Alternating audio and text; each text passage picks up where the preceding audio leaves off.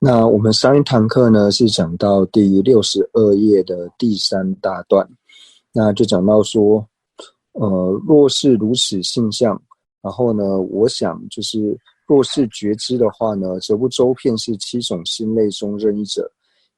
因为容易了解，安住不净三摩地。那这边呢就讲到说呢，就是什么叫做不净三摩地呢？所谓的不净三摩地呢，就是指说，一切大地呢，大地山河呢，遍满所有的骷髅，那这是不净观的一种观修的方式。那最主要呢是出自于是像是入行论，因为入行论里面呢有讲到说女众的过患。那在讲女众过患的原因呢，最主要是以男众来说呢，那他该如何去观察女众的祸患？那最主要呢，是因为说法者本身是男众的缘故呢，所以由此而讲说就是女众的祸患。所以同样的呢，从女众的角度来看的话呢，可以依此同样的方式呢，然后来看男众的过患。那最主要呢，就是提到呢身不净的这个理由，就是呢，虽然说外相呢看起来呢是非常悦意的，非常的漂亮的，但是实际上呢，人的身体呢是充满36种不净，就像是皮、血、囊、骨、肉等等呢，就是具备了36种不净。那所以呢，我们所看到的这种悦意相呢，仅只是为我们的心所显现而已。所以呢，最主要讲述这个不净观的这个密意呢，就是为了让我们去对治贪心、贪念，然后才去讲述说为什么要去观修不净观。那这边呢，就讲到说，为什么呢？不净观呢，就是观山河大地一切呢片骷髅的这种不净观呢，它并非是七种觉知里面的任何一种呢。那第一个呢，就讲说到说它不是现前。为什么不是现前呢？因为我们之前在讲述现前的性相的时候呢，就有提到说呢，它是要以离分别且无错乱。但是呢，我们可以知道说，因为山河大地呢，并不是充满了骨头。所以呢，它并非不错乱这一点，所以从这一点来看呢，它并非是现前。那第二个呢，就讲到说呢，它并非是比度。为什么它不是比度呢？因为呢，它并不是它并不是分别知。那第三个呢，就提到说，它为什么不是在觉知呢？它不是在觉知的原因呢，最主要呢，就是因为是它并非呢。它是属于思所成慧，所以它并不是视察意知。那而且它不是视察意的一个原因呢，就提到说，因为呢，它也不是分别的缘故，所以它也不会是视察意知。那接下来呢，提到说它为什么不是显而未见知呢？因为显而未见知的话呢，它对于说他自己所见到的境呢，就是要未获得了解，但是他是了解到他自己所证得的这个境，然后或者说从另外一个角度来说的话呢，就比如说有一些就是已入道的这些有情，那他们心绪中呢也会有不净观的这一种不净观察不净观的这一种不净三摩地。那这个不净三摩地因为是在圣者心绪的缘故，所以它也算是道。所以既然是道的话呢，它就不可能会是显而未定，所以呢它也不会是显而未定。那接下来呢讲到犹豫。那对于犹豫来说的话呢，那犹豫呢就是我们之前讲的，它现起就是这样还是不是这样，就是它要在两边犹豫不定。但是呢不净观呢也不具备这样子的条件，所以呢它也不会是犹豫之。那最后呢就讲到说是颠倒之，那它也不会是颠倒之，因为它并非颠倒的，它对它的境呢它是能够证得的。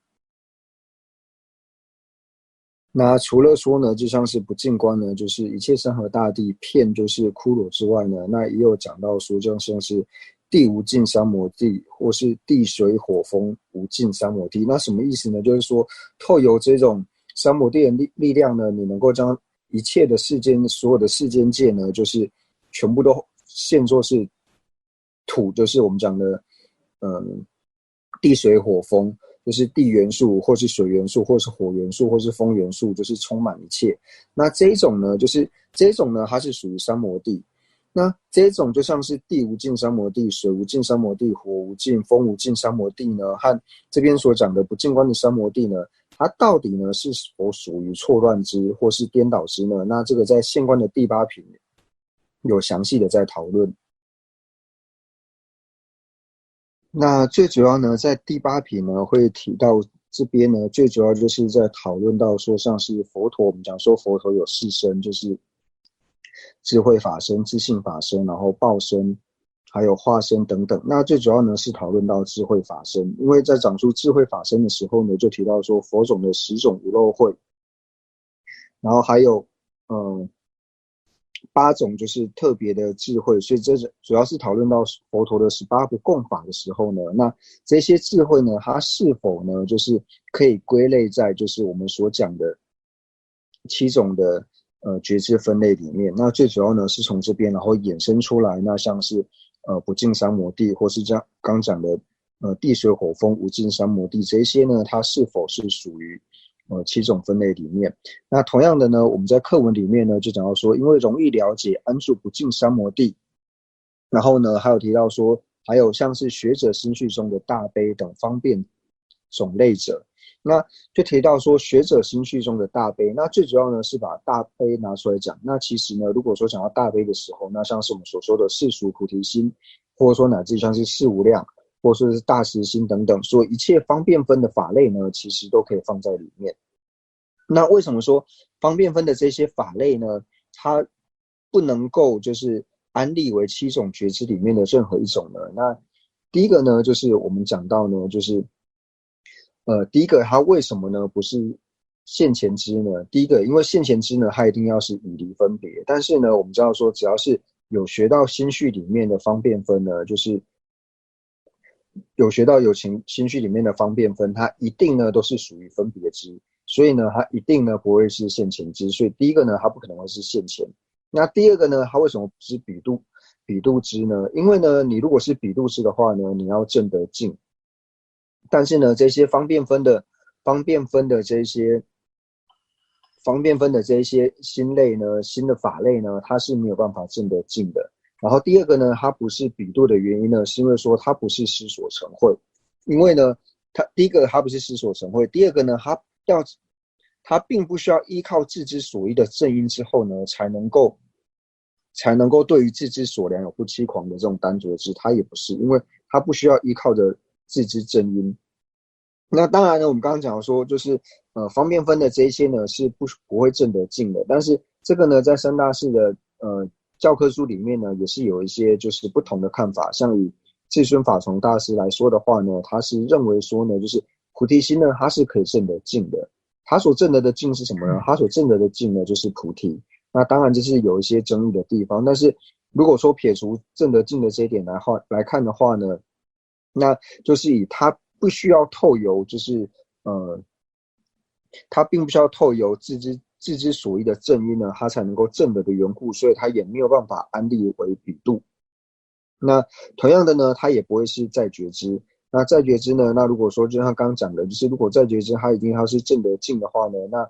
对于说不需要证的，比如说以本教科书来说，它是不会证得净的，所以它也不会是属于在觉知的部分。那接下来呢，就讲到说是视察意。那视察意呢，它也不会是视察意，因为视察意呢，就是我们有讲到呢，它是透由修力所生的，但是视察意我们之前就有提到说呢，它并非就是3种领纳，那3种领纳的就包括说修所生的与任运的领纳，那这些呢方便分一定是透由修所生的领纳而产生的，所以它并不会呢是视察意。那接下来呢，提到说他为什么不是犹豫呢？因为呢，对于以大悲心来说的话呢，他对于就是他所升起呢，就是唯一希求有情能够离苦得乐，他并不会升起有情是否该离苦还是不该离苦这种二边的犹豫呢，他并不具备，他只具备了说有情呢就是一定要离苦，所以呢，他也不具备这种二边的犹豫，所以呢，他也不会是属于犹豫。为什么不会是显而未定之呢？因为显而未定之的话呢，它一定是属于现前之。但是呢，对于方便品来说呢，就刚刚讲过了，它一定呢是属于分别之，所以它也不可能呢会是显而未定之。接下来呢，就提到说，那以这些方便分来说的话呢，它为什么不属于颠倒之呢？它不属于颠倒之的原因呢，就是因为说它是属于随意的了知。就是服顺于意的了知。既然是服顺于意的了知的话呢，它就不可能会是颠倒之。所以呢，如果我们把它收摄起来来说的话呢，就是为什么这些方便分的法类呢，它不属于现前之呢？因为第一个原因，它不属于现前之的原因呢，就是因为说它呢一定是分别之。那第二个呢，它为什么不是比度之呢？它为什么比度之原因？第一个呢，因为呢它并非师所成会。那第二个呢，以现在就是我们看福生大师的这个课本呢来做理解的话呢，就是呢，因为这些方面分的法类呢，它是没有办法证得对境的缘故，所以呢，它也不会是比度之。那它不会是比度之的第三个原因呢，就是它并不需要依靠着自之所依的正因呢才能够证得的缘故，所以呢，它也不会是比度之。那接下来呢，我们就讲到说，它为什么不是在觉知呢？那如果说用和比度同样的理由来说的话呢，就是因为它无法证得对境。那接下来呢，就提到说，它为什么不是视察意？那为什么不是视察意呢？就可以提到说呢，因为呢，它是透由修力所生的。那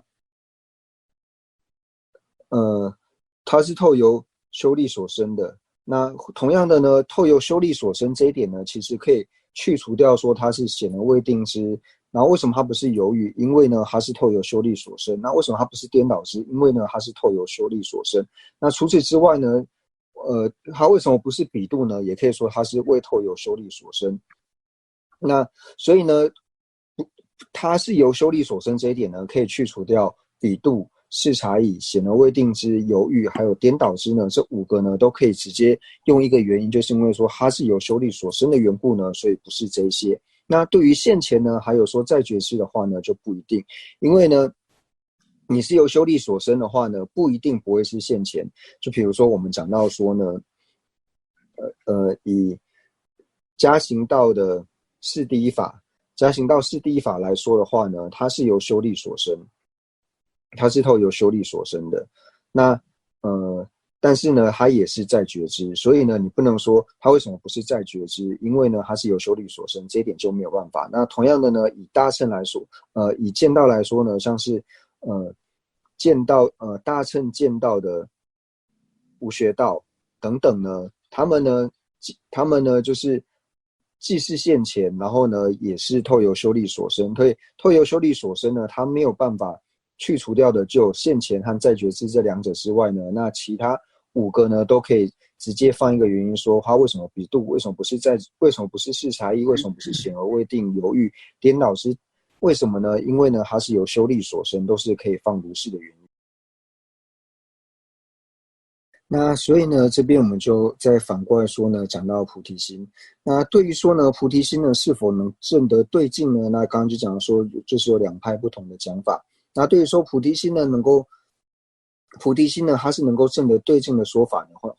的讲法的话呢，就是以这个有情，他如果承许说菩提心呢，它是可以证得境的话呢，那他所证得的境是什么呢？他所证得的境呢，就是圆满的菩提，也就是佛。为什么会这样子讲呢？因为呢，最主要就是提到说呢，利根的有情呢，就比如说，如果是希求解脱的两个有情来说，一个是钝根的有情，一个是利根的有情。那虽然说这两个有情呢，钝根跟利根有情，他们心绪中呢，同样呢，都是升起一个希求解脱的心，但是呢，他们希求解脱的心呢，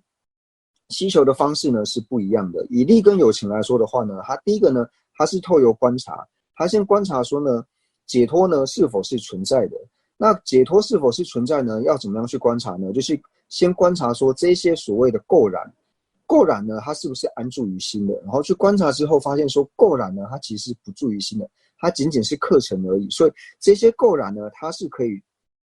净除的。所以呢，透由利根的有情呢，它升起解脱的这一颗心之情呢，它要先证得解脱，它要先成立说呢，解脱是存在的之后呢，它才会升起一个希求解脱的心。那这是正的，这是对于利根的行者呢，他心绪中升起希求解脱的心呢，是一定要证得他所求的这个果位。那对于钝根的行者来说呢，他就不会升起这一种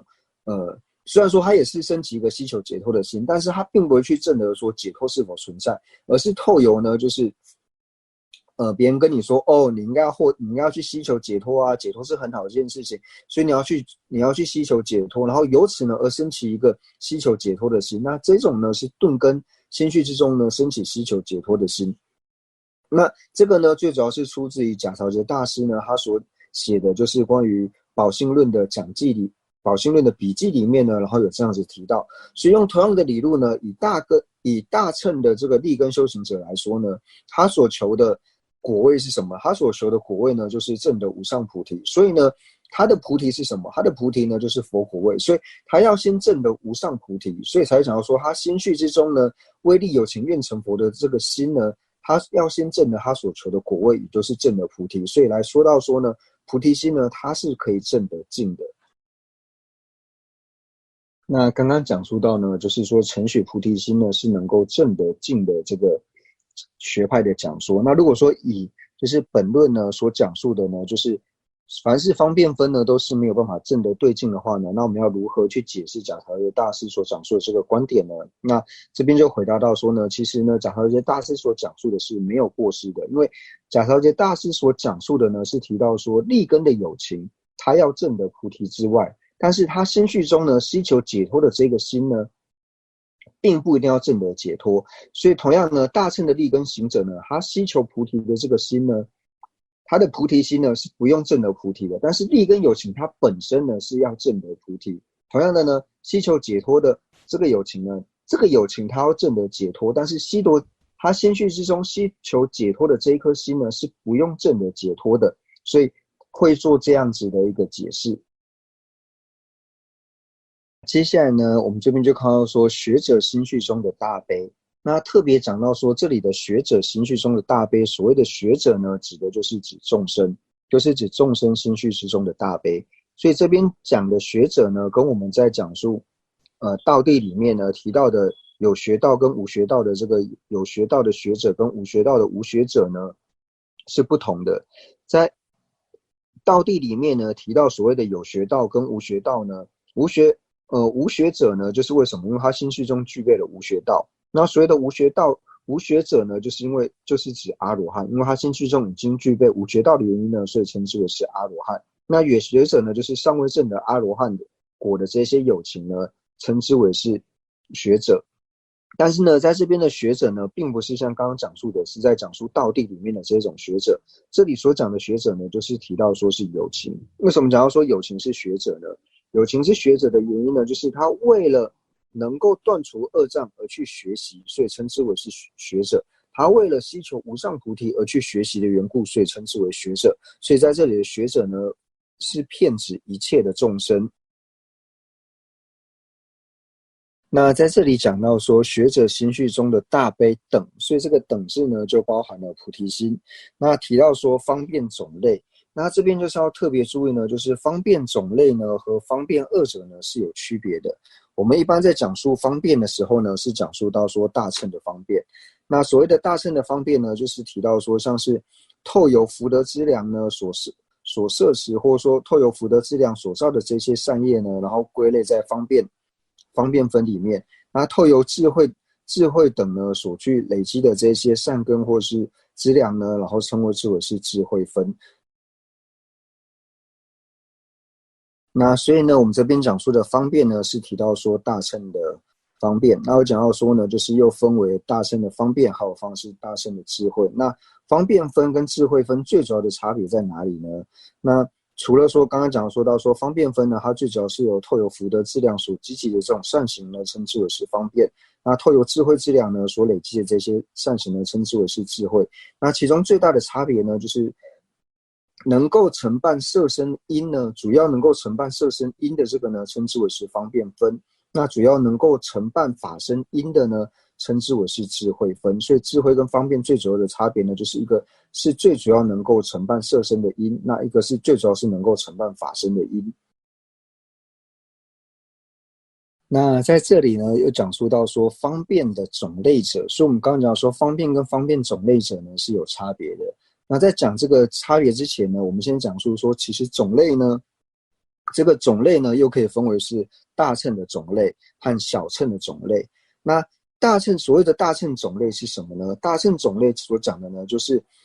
自所修的所缘形象呢，如同大乘的大乘有学道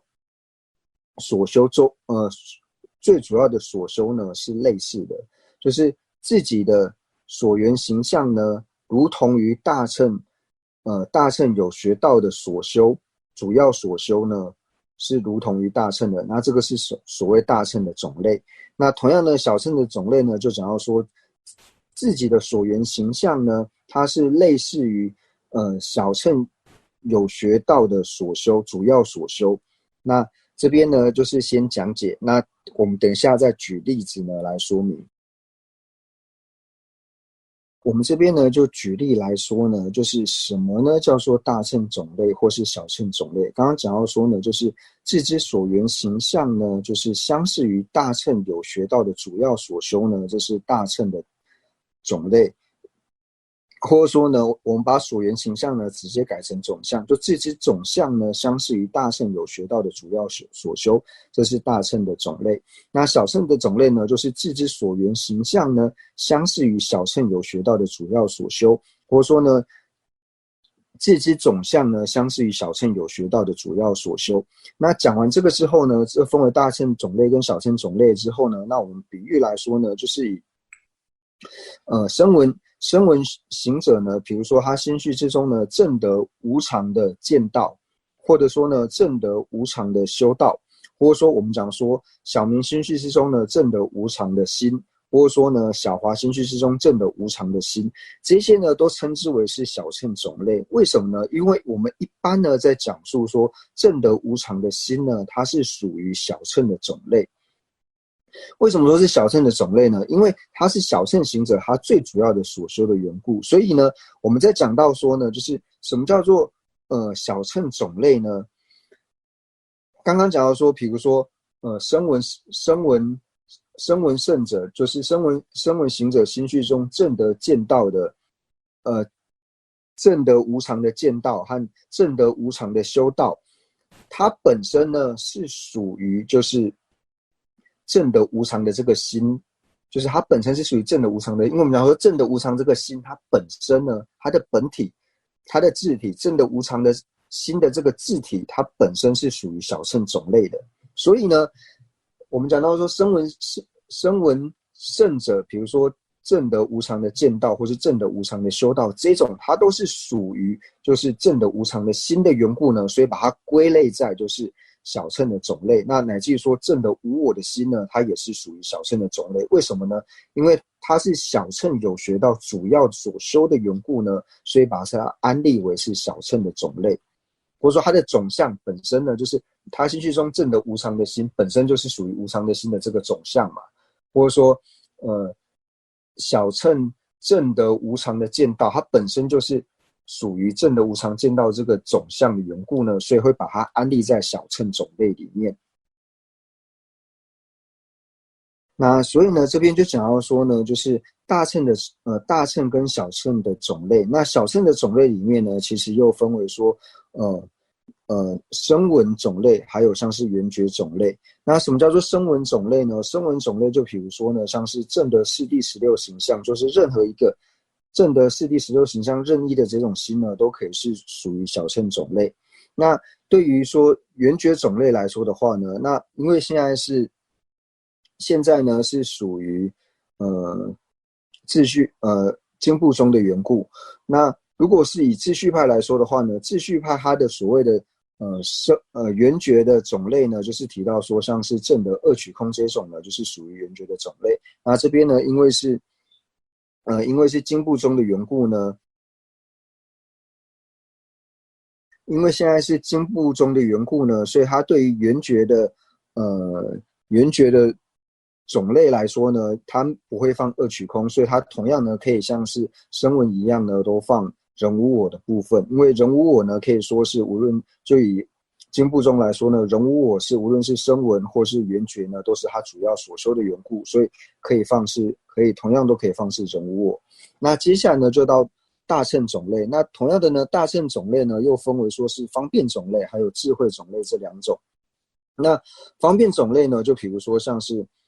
大乘的资量道还有见道心绪中的这种菩提心呢，那这种呢是属于方便种类。那同样呢，证得空性的智慧，资粮道还有加行道呢，证得空性的智慧呢是属于智慧种类。那我们刚刚是讲述到说，自知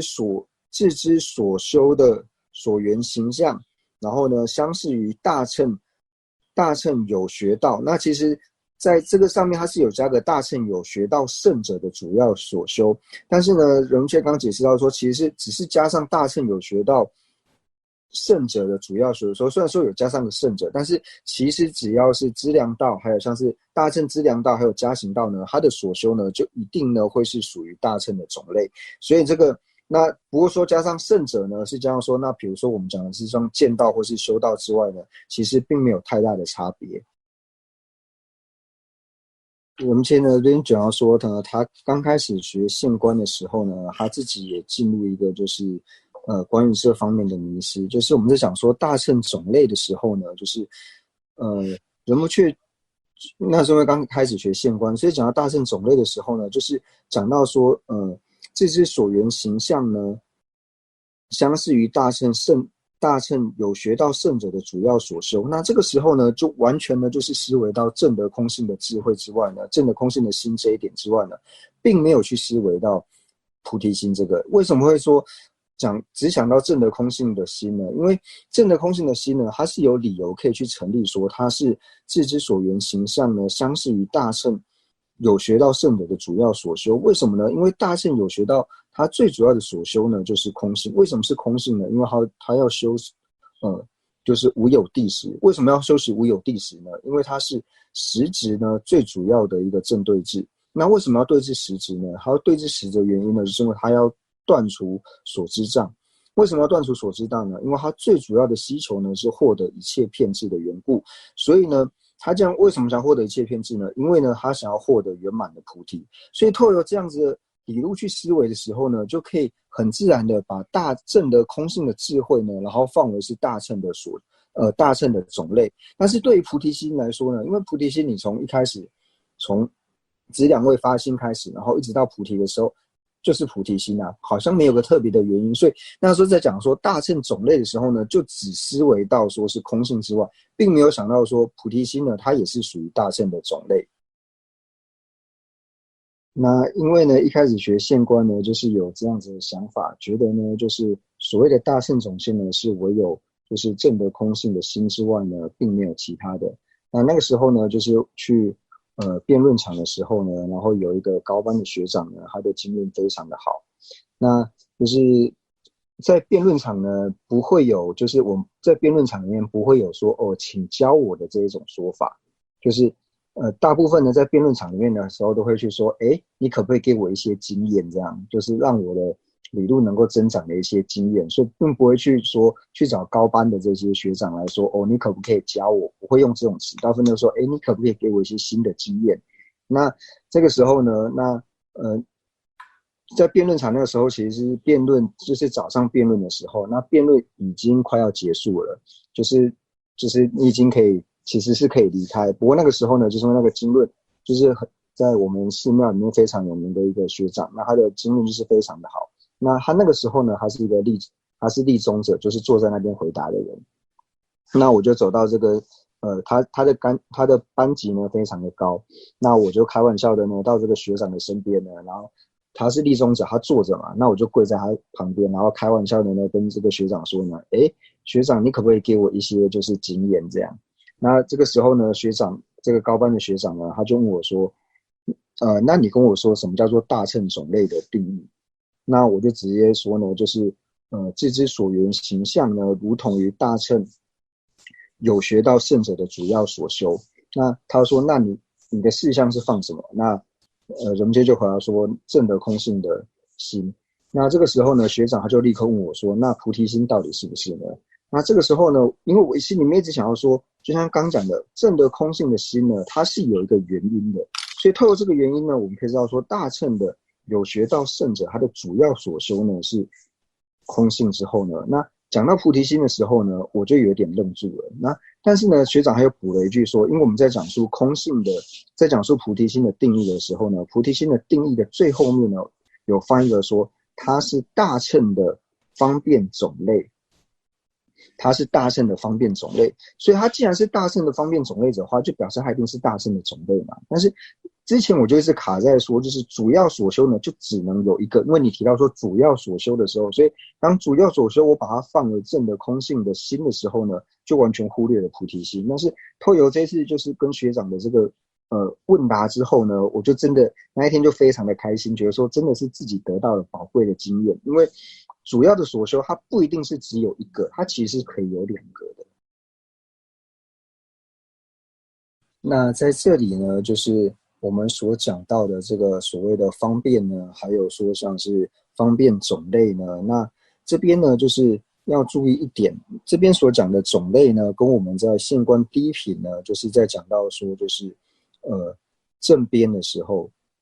在讲述正边的时候呢，那这里面在提出正边的时候呢，其实又提到说像所谓的断种类还有正种类这两者，但是这个时候就是在第一品里面所讲到的断种类跟正种类呢，跟这边所讲到的方便种类，它的意思呢又是完全不一样的。以正种类来说的话呢，它主要提到的呢就是道，所以提到说大乘的正种类呢，就在第一品提到大乘的正种类的时候呢，就只要提到说大乘大乘学者心绪中的道，就是所谓的正种类。那断种类呢，就是他所要断除的所断呢，就是属于断种类。所以就是在不同的场合用到这种类这个词的时候呢，它是有不同的理解的。所以接下来呢，讲到说，而其他种类呢，则非如是。那其他种类呢，就提到说，除了这边所讲的视察义呢，它比较难以理解，说就是其他的哪一些呢，不属于这7种分类里面呢？那对于像是其他的，像是现前也好，比度也好，在觉知或是显而未定、犹豫、颠倒之来说的话呢，我们都不会有这种如是的疑惑。所以他接下来呢，就讲述的更清楚，就是提到说呢，将修所生与任运之领纳，观待为视察义，并不合理。那这边就提到说，为什么